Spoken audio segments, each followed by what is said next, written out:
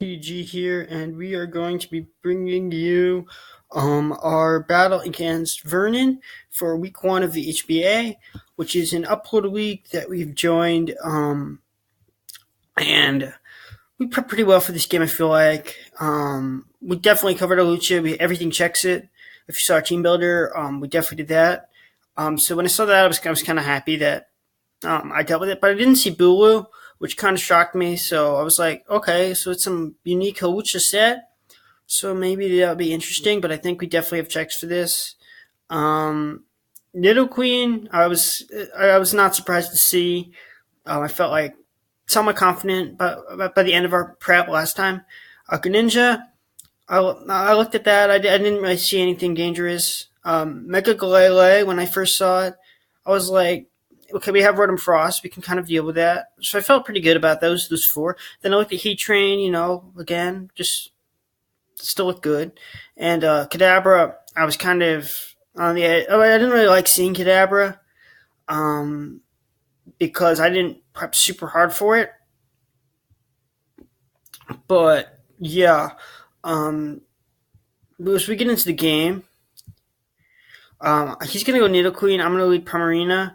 So I'm like, do I want to reveal my Kibia Berry early? And I'm like, I think it's worth it. So I do go for a pump right there, and I hit that Greninja for 46%. Now here, I don't want to reveal my Kibia Berry, so I go into Licky Licky, and I take that gunshot, and it does not do very much. So he goes into Nidoqueen. I'm just going to fire off a Body Slam, because there's no reason really not to. If he goes into the Heat Train, you might be Air Balloon anyways or something. I'm not sure if I carried Earthquake this game, but I believe I did, so he's going to get up his rocks there for free. I'm just going to fire off an Ice Beam. And that was, just I think overall a good play, especially if you went hard into a Lucha.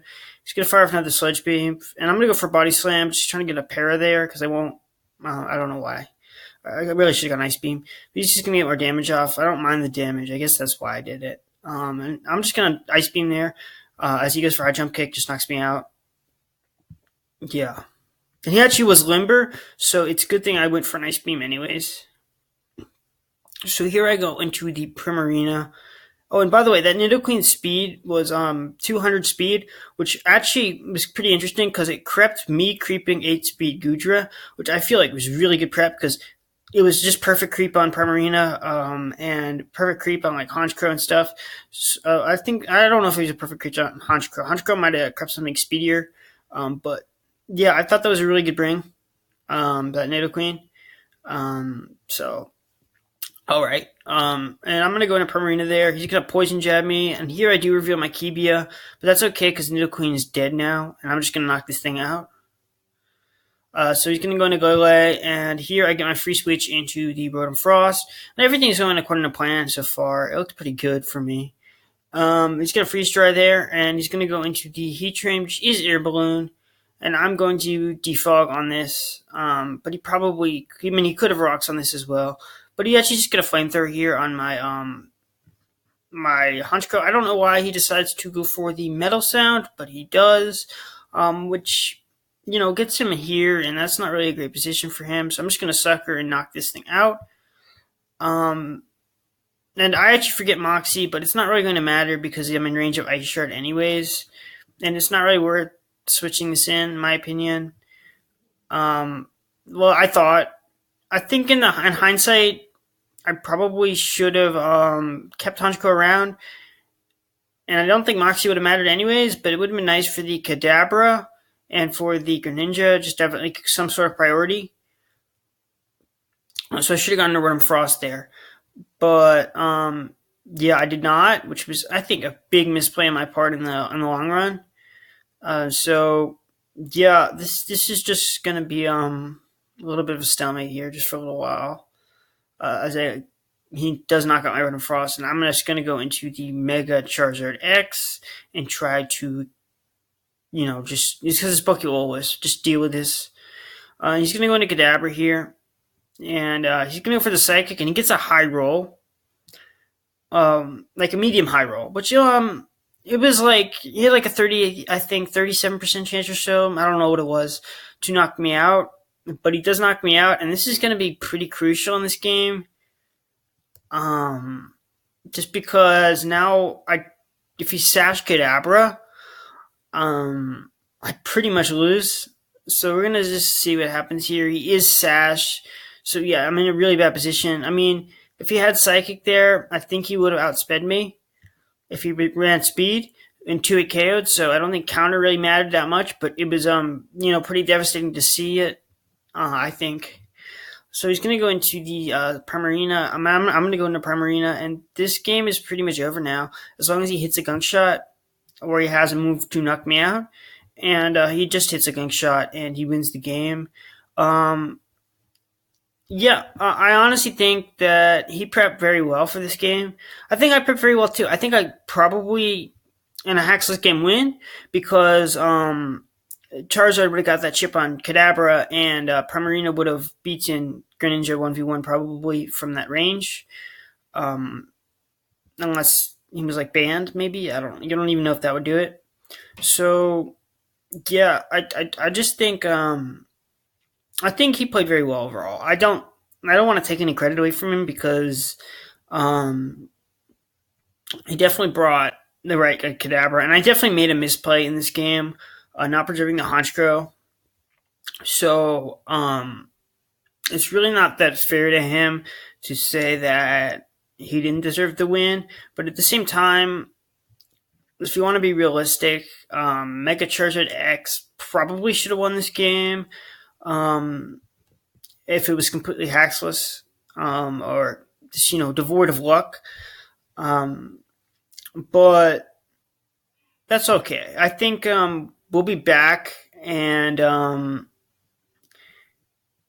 was just a tight loss. I mean, everyone has their losses, I think, in a league.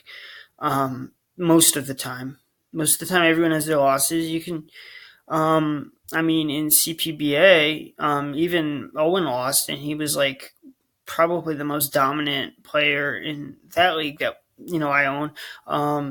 For season 5, he lost to Bronson 6-0, and he was, other than that, he was super dominant. So yeah, I think everyone in a league generally gets the share of losses, unless Gypsy King doesn't. But I'm obviously not Gypsy King, so this is all right for me. But if I were to say where I went wrong most, let's just recap that. Then I would say it was probably the Honchkrow, not preserving Honchkrow. That's one of the things. I probably could have prepped a little bit better for Kadabra. There wasn't that much I could do about that, but I guess I could have done that. I think other than that,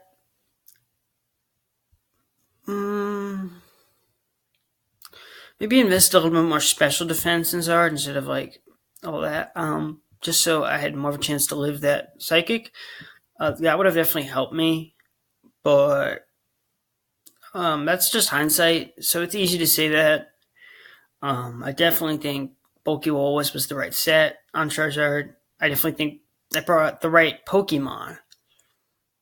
Maybe I just don't think I played perfectly around them. I think he definitely crept very well on the Nidoqueen, which that's the only reason I didn't. It's the only reason I decided to save my Kibia Berry, because I wasn't sure if this would creep the Nidoqueen, or he would run like some crazy ass speed, and he, and that was good of me, I think, to do. Which, so yeah, we started off 0-1.